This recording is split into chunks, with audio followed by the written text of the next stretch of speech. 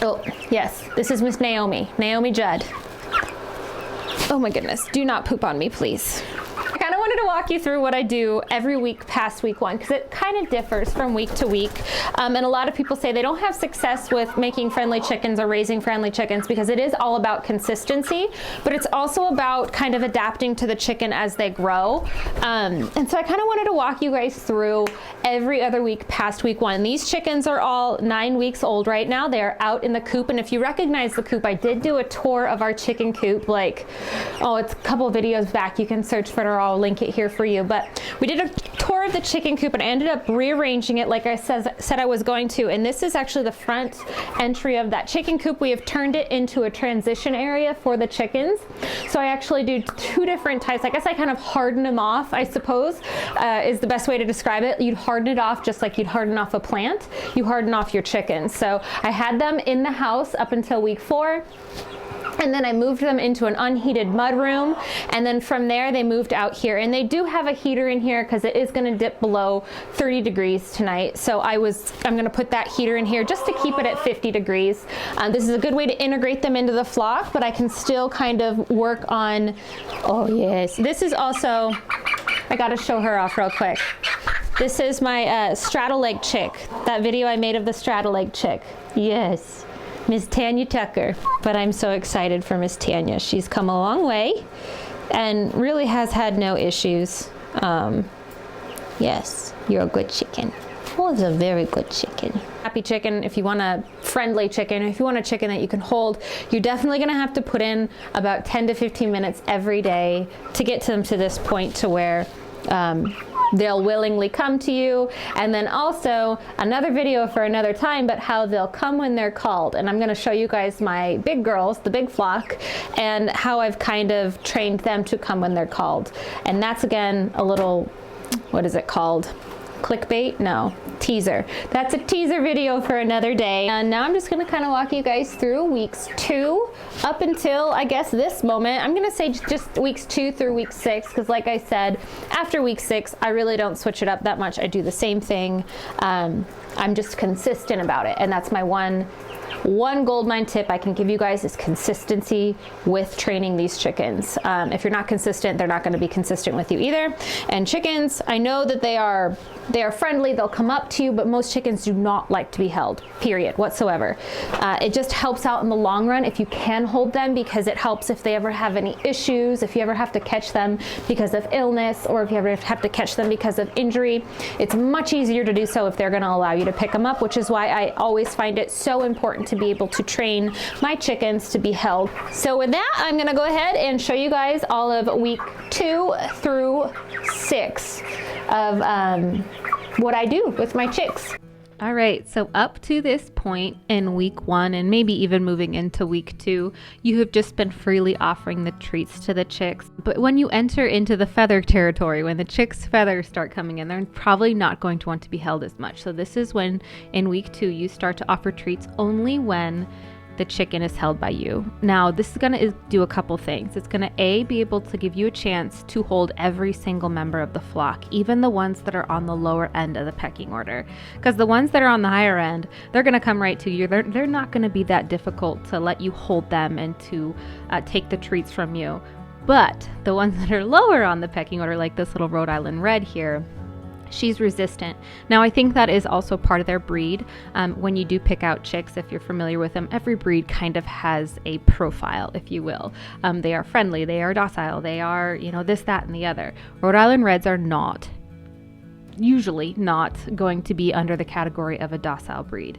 Most people don't refer to Rhode Island Reds as friendly. But here's my thing. Every single chick, no matter the temperament of the breed as a whole, I feel can be tamed with this method because it gives you a chance to show yourself as the dominant figure for every single member of the flock. You are the protector of the flock. You are the provider of food. You are the provider of the good things, the treats. If you watch a rooster in any flock, you know that they do this. They protect them. They kind of show them where the food is at.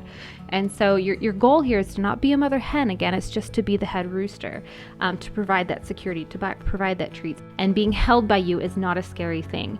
Now, some chickens, might resist. Again, those breeds that are a little bit more flighty, they might resist you. And so you're going to have to take your time with it, and you just have to kind of balance it out. Like, they don't get to leave your hand. Unfortunately, they're going to try to squiggle and wiggle and get out of your grip. But you need to respectfully just remind them you are the dominant one. And this little, she's going to give me an example here. I know this one. She is resistant. She does not want me holding her at all. It's another Rhode Island Red, and this one is actually the lowest one on the totem pole. This is my low man. She doesn't get treats very often from my hand when I just set it into the brooder. So me holding her is the only way that she's really ever had treats from me, and she's resisting. And so you just have to gently but firmly remind them that no, you're going to be held by me, and this is a good thing. You get the treats, and it might take a while, but those resistant breeds or those resistant flock members will come around, I promise you. I actually have all the Rhode Island Reds. Like I said, they're kind of a resistant breed, but once they come around, you guys, they're so loyal, and they'll just jump right up into your lap. And this one does eventually take it. Now, this is probably the 4th or 5th time I've tried to offer this particular chicken. So it's just also a personality thing. Every chicken has a personality, and your goal in these first 2 weeks is to just kind of recognize those personalities, see the ones that are going to need a little bit more attention from you, which ones are going to need to be held a little bit more, and then for you to also just kind of acclimate yourself as that dominant flock figure.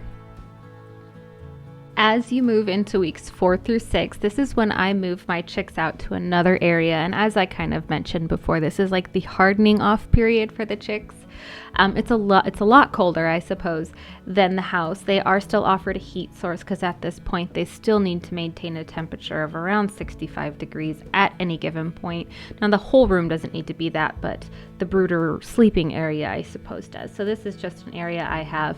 In weeks 4 through 6, I do not spend as much time holding the chicks. Again, this is just a way for me to remind those chicks, hey, when you're held by me, you get treats. And besides that, they shouldn't have more than 10% of their diet daily in treats. So they don't get offered that many treats. I don't go through that many treats per chicken. Now, I probably go through a lot because I have a lot of chickens, but per bird, I do not give them a lot. I'm just holding them, and at this point, a lot of the chicks, I don't even really need to try too hard. They come freely to me.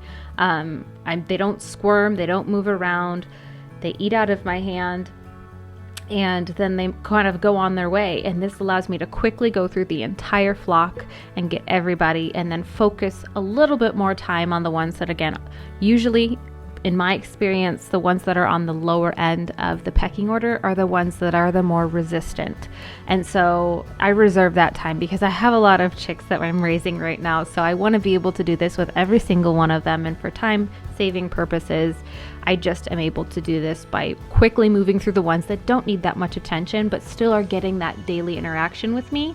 And then moving down the line towards the ones that do need quite a bit more attention. Rough estimate, I'm going to continue to do this from weeks 4 up until about weeks 18. I don't do it as much as they age. I just make sure in my mind to go out there either once or twice a week to hold them and offer them treats. And then that way I'm able to continue the training. They're not lax in it, because if you do lax with those chickens, they can kind of revert in their attitudes and their behaviors. I've had that happen before, especially with those flighty breeds. Especially with the flighty breeds, you need to be consistent. And I think I can say that till I'm blue in the face. You have to be consistent if you want to train your chickens like this. As they age, I guess I can say, like, you know, a 5-year-old chicken or a 4-year-old chicken, like, I think that they're generally going to be a lot more low-key docile, but these young pullets and these young hens are going to need your consistency if you want them to be a friendly and tame chicken. So I thank you guys so much for watching. I hope you guys are having success. Share those success stories if you've had them. Share what you've done. And I do hope you guys have enjoyed this and gotten something out of this. And I will see you in the next video.